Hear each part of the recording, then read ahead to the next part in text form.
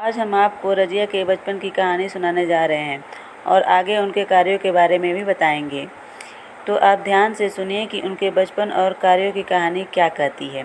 आगे आने वाले वीडियो में हम उनके आगे के कार्यों के बारे में भी बताएंगे, तो आप उसका इंतज़ार करते रहिएगा। तो चलिए अब शुरुआत करते हैं। 1205 में इल्तुतमिश और कुतुब बेगम के घर जन्मी रज़िया को अपने भाई बहनों के साथ पेशेवर युद्ध में प्रशिक्षित किया गया और सैन्य कौशल सिखाया गया। अधिकांश कुलीनों के बच्चों की तरह उसे भी इस बात का अच्छा ज्ञान था कि राज्य का शासन कैसे काम करता है।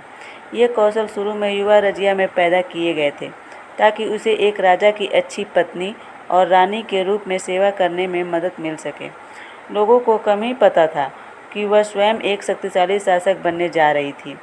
बड़े होने पर रज़िया का हरम की महिलाओं के साथ कम संपर्क था, जो मुस्लिम घर की महिलाओं के लिए आरक्षित घरेलू स्थानों को संदर्भित करता है और करीबी रिश्तेदारों को छोड़कर वयस्क पुरुषों के लिए दुर्गम है। इसलिए कभी भी इन नियमों का पालन करने के लिए मजबूर होने के कारण उन्होंने कभी भी अपने आसपास की महिलाओं के प्रति डरपोक और आरक्षित व्यवहार को विकसित नहीं किया। रज़िया अपनी राय देने या राज्य के अन्य मामलों में अपने पिता की सक्रिय सहायता करने से पहले जरा भी हिचकिचाती नहीं थी। यहाँ तक कि जब वह सुल्तान के रूप में सत्ता में आई, तब भी वह युद्ध के मैदान में अपनी सेना के प्रमुख के रूप में एक हाथी पर सवार होती थी और उसका चेहरा सार्वजनिक रूप से प्रदर्शित होता था।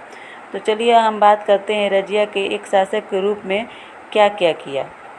रज़िया सुल्तान ने सबसे आगे रहकर लड़ाई लड़ी और विभिन्न क्षेत्रों पर कब्जा करते हुए लड़ाई जीती।